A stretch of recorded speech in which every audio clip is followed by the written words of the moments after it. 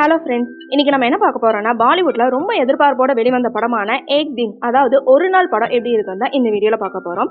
பாலிவுட்ல முன்னணி நடிகரா இருக்கிற அமீர் கானோட மகனான ஜூனை கான் இந்த படத்துல ஹீரோவா அறிமுகம் ஆயிருக்காங்க. சாய் பல்லவி இதுல ஹீரோயினா பண்ணியிருக்காங்க. ஒரு மென்மையான காதலை அடிப்படையாக கொண்டு இந்த படம் வெளிவந்திருக்கு. படத்தோட கதையை ரொம்ப சிம்பிளாவே சொல்லாங்க. ஒரு அழகான பயணத்தை வச்சு இந்த கதை நகர்ந்துட்டு போகுது. ஹீரோவான ஜூனை கான் டீனோங்கிற கேரக்டர் நடிச்சிருக்காங்க. ரொம்ப ஒரு தாழ்வு மனப்பான்மை கொண்ட ஒரு பர்சனா இருக்காரு. அவருக்கு தான் மேலேயே ஒரு தன்னம்பிக்கை ரொம்ப கம்மியாவே இருக்கு.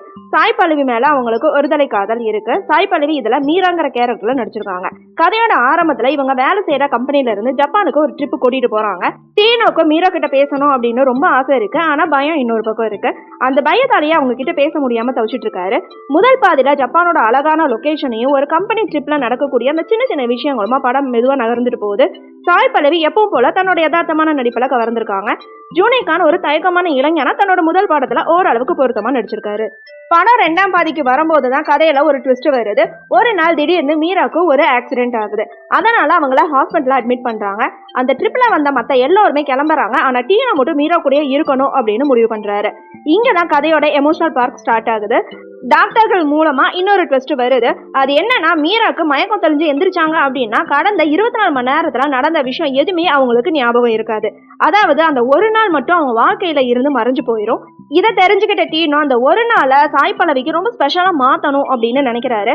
அந்த குறுகிய நேரத்துல, அதாவது அந்த ஒரு நாள்ல மீராவோட மனசுல அவர் இடம் பிடிப்பாரா இல்லையா அப்படிங்கறது இரண்டாம் பாதியில இருந்து கிளைமேக்ஸை நோக்கி நகருது. படத்தோட கிளைமேக்ஸ் ரொம்பவே உணர்ச்சி பூர்வமாவே எடுக்க முயற்சி பண்ணியிருக்காங்க. அந்த 24 மணி நேரம் ஞாபக மருதி அப்படிங்கிற ஒரு புள்ளி தான் படத்தோட ஜீவனே சொல்லலாம். அந்த ஒரு நாள்ல டீனோ எப்படி காதலை வெளிப்படுத்தினாரு அப்படிங்கறது கிளைமேக்ஸா காட்டியிருக்காங்க. சாய் பல்லவி தான் படத்தோட மிகப்பெரிய பிளஸ்னே சொல்லலாம். மலையாளம், தமிழ், தெலுங்குன்னு கலக்கனவங்க ஹிந்தியில காலடி எடுத்து வச்சிருக்காங்க. மீராங்கிற கதாபாத்திரத்துல நல்லாவே பண்ணியிருக்காங்க. ஜூனை கானுக்கு இது முதல் படம் அப்படிங்கறனால அப்ப அமீர் கானோட ஒப்பிட்டு பார்க்கும்போது கொஞ்சம் மெனக்கடணும் அப்படிங்கிற மாதிரி தான் இருக்கு. ஏன் அப்படின்னா சில இடங்கள்ல அவரோட நடிப்புல தடுமாற்றம் நல்லாவே தெரியுது. படத்தோட ஒளிப்பதிவு ரொம்ப அருமையா இருக்கு. ஜப்பானோட அழகா ரொம்ப நேர்த்தியாவே காட்டியிருக்காங்க. அதே போல இசை, பின்னணி இசை படத்துக்கு தேவையான ஒரு ஃபீல் குட் மூவியை கொடுக்குது. சில இடங்கள்ல வர வசனங்கள் நல்லாவே இருக்கு. சாய் பல்லவியோட யதார்த்தமான நடிப்பு, அழகான காதல் காட்சி, படத்தோட இசை, டெக்னிக்கல் தரம் படத்தோட பிளஸ்னே சொல்லலாம்.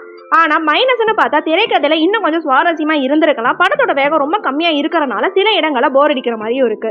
ஆக மொத்தத்துல ஏக் தின் எப்படி இருக்குன்னு கேட்டீங்கன்னா, அதிரடி ஆக்ஷன், பெரிய ட்விஸ்ட்லாம் இல்லாம ஒரு அமைதியான ஒரு படம் பார்க்கணும்னு நினைக்கிறவங்களுக்கு இந்த படம் செட் ஆகும். படம் ஆரம்பத்துல இருந்து கடைசி வரைக்கும் எனக்கு விறுவிறுப்பாவே போகணும், ரொம்ப ஸ்லோவா இருக்கக்கூடாதுன்னு நினைக்கிறவங்களுக்கு இந்த படம் கண்டிப்பா போர் அடிக்கிற படமா தாங்க இருக்கும். ஓகே ஃப்ரெண்ட்ஸ், நெக்ஸ்ட் வீடியோல பார்க்கலாம். இந்த வீடியோ உங்களுக்கு பிடிச்சிருந்தா லைக், ஷேர், சப்ஸ்கிரைப் பண்ணுங்க. தேங்க்யூ.